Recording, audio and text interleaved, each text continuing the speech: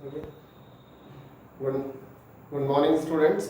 We are going to study of the class 12 physics. और बच्चों क्या हाल चाल है? आज मैं आप लोगों को, आप जान रहे हो कि आजकल कोरोना काल है और इसके कारण मैं आप लोगों को आज क्लास 12 की फिजिक्स स्टार्ट करने जा रहा हूँ। क्लास 12 की फर्स्ट चैप्टर की फिजिक्स, ठीक है ना। चैप्टर का नाम है इलेक्ट्रिक फील्ड एंड चार्ज। और आप लोग इस वीडियो से पूरा एकेडमिक, नीट और जी एडवांस को मैं कवर करने की कोशिश करूंगा, ठीक है।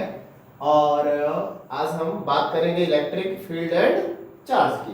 तो देखो बेटा, इलेक्ट्रिक फील्ड एंड चार्ज जो चैप्टर आपका फर्स्ट है, सबसे पहले बात हम करते हैं चार्ज की कि चार्ज क्या है। यदि हम इस चार्ज को समझ गए तो देखो बेटा, चार्ज यदि आपको समझ में आ गया तो चार्ज की बहुत सारी प्रॉपर्टीज है। चार्ज क्या क्या करता है, क्या सा समझो। ये चार्ज जब रेस्ट में रहता है तो हम एक फिजिक्स की ब्रांच पढ़ते हैं जिसका नाम है इलेक्ट्रोस्टैटिक्स। इलेक्ट्रोस्टैटिक्स, जिसमें हम चार्ज को रेस्ट में पढ़ते हैं। क्लियर है क्या? अब देखो, यही चार्ज जब मोशन में आता है, जब ये चार्ज यूनिफॉर्म मोशन करता है, यूनिफॉर्म मोशन, तो हम पढ़ते हैं क्या? करंट एंड इलेक्ट्रिसिटी और मैग्नेटिज्म। करंट एंड इलेक्ट्रिसिटी और मैग्नेटिज्म। लेकिन बेटा, जब यही चार्ज, ठीक है, एक्सीलरेटेड मोशन करता है, एक्सीलरेटेड मोशन करता है, तो हम फिजिक्स की ब्रांच पढ़ते हैं क्या? Electromagnetic wave. Electromagnetic wave, wave optics, ये सब इस चार्ज का ही एक्सीलरेटेड मोशन का कमाल है, ठीक है। इसके बाद जब हम इस चार्ज की बात करते हैं और उसमें चार्ज को कंट्रोल करके मोशन करने की बात कराते हैं, जो आप एटम एंड न्यूक्लियाई वगैरह जो पढ़ते हो, एक्चुअली में एटम और न्यूक्लियाई भी चार्ज की ही देन है। सुनो, यदि ये न्यूक्लियस है और न्यूक्लियस के साथ इलेक्ट्रॉन बाइंडेड है तो इसमें कहीं ना कहीं चार्ज का रोल है। चार्ज नहीं होता तो एटम का फॉर्मेशन नहीं होता। इसके बाद हम पढ़ेंगे इलेक्ट्रॉनिकी, और जो इलेक्ट्रॉनिकी पढ़ेंगे तो इलेक्ट्रॉनिकी भी क्या होगा, उसमें हम चार्ज को कंट्रोल करना सीखेंगे कि इलेक्ट्रॉन को कंट्रोलेड मोशन करा करके हम किस तरह से क्या कर सकते हैं, जो है डिफरेंट टाइप के डिवाइसेस बना सकते हैं।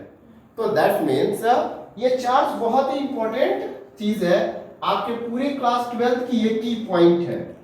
पूरा चार्ज क्या है बेटा, ये जो पूरी क्लास 12 की जो लॉक है ना, जो आपका दिमाग जो लॉक हो गया है, वो खुलेगा किससे? चार्ज से। यदि आप चार्ज को समझ गए तो पूरी क्लास 12 की फिजिक्स समझ गए, ठीक है। ध्यान दो, चार्ज क्या है इसके बारे में डिस्कशन करते हैं, वीडियो स्टार्ट करते हैं और चार्ज के बारे में समझते हैं। ध्यान देना, चार्ज क्या है। क्या आपको पता है मैटर? आपको मैटर के बारे में पता है? मैटर, तो मैटर का डेफिनेशन देते हो कि जिसमें मास हो और जो क्या करे, स्पेस ऑक्युपाई करे। जिसमें मास हो और जो स्पेस ऑक्युपाई करे उसको हम मैटर बोलते हैं। लेकिन बताओ, क्या हमें पता है कि जो मैटर होता है, जो सबस्टेंस होते हैं, ये छोटे छोटे पार्टिकल से मिलके बने होते हैं, ठीक है ना। जो भी मैटर है या सबस्टेंस है, ये क्या है? छोटे छोटे पार्टिकल से मिलके बना है। उस छोटे पार्टिकल को हम क्या कहते हैं? एटम। ये सभी लोग जानते हो कि all the particle is made by the, all the matter is made by the atom, ठीक है। तो जब सारे मैटर, सब कुछ एटम से बना है, लेकिन रदरफोर्ड के एक्सपेरिमेंट के बाद हमें क्या जानकारी हुई? रदरफोर्ड के एक्सपेरिमेंट के बाद हमें नॉलेज हुआ कि भाई ये जो चार्ज है वो किससे बना है?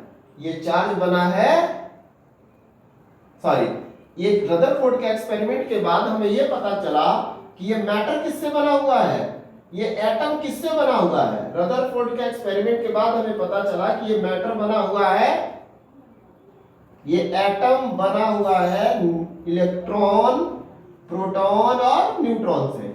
आपको पता है कि प्रोटॉन और जो न्यूट्रॉन होते हैं वो न्यूक्लियस में होते हैं, और जो ये इलेक्ट्रॉन होता है ये आउटर मोस्ट सेल में घूमता रहता है। लेकिन आप बता सकते हो कि ये इलेक्ट्रॉन को ये न्यूक्लियस क्यों बाइंड करके रखा है? क्या रीजन है कि इलेक्ट्रॉन जो होता है न्यूक्लियस के अराउंड में मूव कर रहा है? कोई तो कारण होगा ना, ठीक है।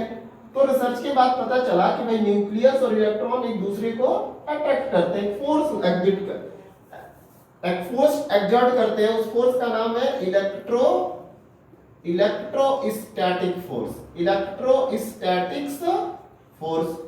क्लियर है क्या कि ये जो चार्ज है, ठीक है ना, ये जो न्यूक्लियस है उस इलेक्ट्रॉन से बाइंडेड है, ठीक है, किस फोर्स की वजह से?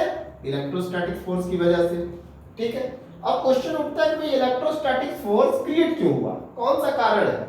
जैसे मैं पूछूं तुमसे कि बेटा ग्रेविटेशनल फोर्स क्यों क्रिएट होता है, तो तुम्हारा जवाब होगा कि सर ग्रेविटेशनल फोर्स का फॉर्मूला F इक्वल टू क्या होता है, capital G m1 m2 by r²। इसका मतलब कि जो ग्रेविटेशनल फोर्स है वो मासेस पे डिपेंड करता है। भाई जो ग्रेविटेशनल फोर्स है वो किस पे डिपेंड करता है? मासेस पर। ठीक है, ये आ रही है बात समझ में? तो इसी तरह से जब ये मासेस पे डिपेंड करता है तो इलेक्ट्रोस्टैटिक फोर्स का जब हमें पता चला तो पता चला कि ये एक constant 1/4 pi epsilon not q1 q2 by r² पे डिपेंड करता है। अभी आप इस फोर्स से परिचित नहीं होंगे, बट कुछ दिन के बाद आपको इसको इंट्रोड्यूस कराया जाएगा कि एक कूलम्बियन फोर्स होता है और इसका ये फॉर्मूला होता है। तो इसका मतलब ये हुआ कि इनके बीच जो इलेक्ट्रोस्टैटिक फोर्स लग रहा है उसका कारण क्या है, तो पता चला कि भाई इसका कारण चार्ज है। अभी क्वेश्चन बनता है कि ये चार्ज है क्या?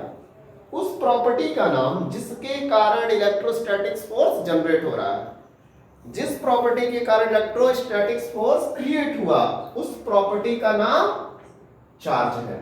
तो बेटा चार्ज को डिफाइन कैसे कर सकते हैं, how to define of the charge? तो हम चार्ज को डिफाइन कर सकते हैं कि चार्ज क्या कहेंगे, it is the property of electrons and protons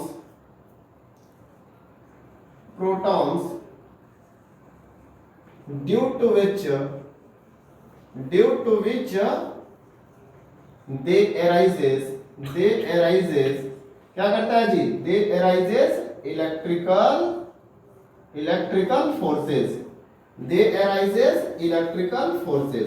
ठीक है, तो चार्ज वो प्रॉपर्टी है जिसकी वजह से इलेक्ट्रॉन और प्रोटॉनों के बीच क्या लगता है कि इलेक्ट्रिकल फोर्स लगता है। ठीक है, ठीक है, तो बेटा हम जाने कि मैटर, अच्छा ये बताओ ये इलेक्ट्रिकल फोर्सेस लगाता है, यदि ये चार्ज नहीं होता तो बताओ मुझे क्या एटम का फॉर्मेशन होता, क्या न्यूक्लियस से इलेक्ट्रॉन बाइंड होता? तो जब चार्ज नहीं होता तो एटम नहीं बनता, और एटम नहीं बनता तो मैटर नहीं बनता। इसका मतलब इस मैटर को बनाने में इस चार्ज का बड़ा रोल है। तो क्या हम कह सकते हैं कि मैटर का एक फंडामेंटल कैरेक्टर चार्ज है, ठीक है ना? तो इसका मतलब ये हुआ बेटा कि जो मैटर है, ठीक है ना, वो उसके पास दो फंडामेंटल कैरेक्टर है, एक मास और एक चार्ज। मास नहीं होता तो मैटर में मास नहीं आता, चार्ज नहीं होता तो मैटर में चार्ज नहीं होता। तो इसका मतलब चार्ज को बनाने वाला, चार्ज को कह रहे हैं, मैटर को बनाने वाले दो फंडामेंटल कैरेक्टरिस्टिक्स हैं, ठीक है, एक मास दूसरा चार्ज। तो आप इससे समझ सकते हो कि चार्ज का कितना इंपॉर्टेंट रोल है हमारे लाइफ में। ठीक है, तो चार्ज क्या है भाई, ऐसे ध्यान से सुनना। चार्ज जैसे आपको कुछ टीचर्स बता देते हैं कि चार्ज इलेक्ट्रॉन और प्रोटॉन चार्ज है, नहीं, इलेक्ट्रॉन चार्ज नहीं है बेटा, प्रोटॉन चार्ज नहीं है। इलेक्ट्रॉन के पास दो फंडामेंटल कैरेक्टर है, एक तो इलेक्ट्रॉन के पास मास है, दूसरा इलेक्ट्रॉन के पास क्या है, चार्ज है। ठीक है ना, प्रोटॉन के पास और क्या है, मास है, और क्या है भाई, चार्ज है। ठीक है ना, मास और चार्ज दो फंडामेंटल कैरेक्टर है, क्लियर है। और न्यूट्रॉन के पास केवल क्या है, मास है। ये बात समझ में आ रही है? तो electron not a charge, electron is a charge particle. Electron क्या है, एक चार्ज पार्टिकल है, इलेक्ट्रॉन खुद चार्ज नहीं है। ठीक है ना, इसलिए हम इलेक्ट्रॉन को चार्ज कैरियर भी कहते हैं। प्रोटॉन भी चार्ज कैरियर है, प्रोटॉन के ऊपर चार्ज होता है बेटा, खुद प्रोटॉन चार्ज नहीं है, प्रोटॉन एक चार्ज पार्टिकल है। प्रोटॉन के ऊपर एक प्रॉपर्टी पाई जाती है जिस प्रॉपर्टी को हमने क्या नाम दिया है, चार्ज। क्लियर हो गया, बात समझ में आ गई? अच्छा ठीक, तो अब तुम कह रहे हो कि सर यदि चार्ज इलेक्ट्रॉन और प्रोटॉन पे पाए जाते हैं तो सभी एटम पे चार्ज होते हैं, जैसे कि सभी एटमों में प्रोटॉन भी होते हैं और इलेक्ट्रॉन भी होते हैं। तो सर जब हम इसको छूते हैं किसी भी मैटर को तो हमको इलेक्ट्रिकल शॉक क्यों नहीं लगता, इसका क्या कारण है? तो क्या है भाई बेटा कि इसमें नंबर ऑफ प्रोटॉन, जो प्रोटॉन्स है उस पे पॉजिटिव चार्ज होता है, और जो इलेक्ट्रॉन्स है उस पर नेगेटिव चार्ज होता है, और किसी भी एटम में जितनी पॉजिटिव चार्ज है उतना ही नेगेटिव चार्ज मौजूद होता है, जिसकी वजह से नेट चार्ज जीरो हो जाता है, नेट चार्ज जीरो हो जाता है। ठीक है, नेट चार्ज जीरो हो जाने की वजह से ये एटम हमें शॉक नहीं देता। कोई भी मैटर आप छुओगे, किसी भी मैटर को आप टच करोगे तो उस इलेक्ट्रिकल चार्ज उसमें मौजूद है, बट नेट चार्ज जीरो है। ठीक है, thank you, have a nice day.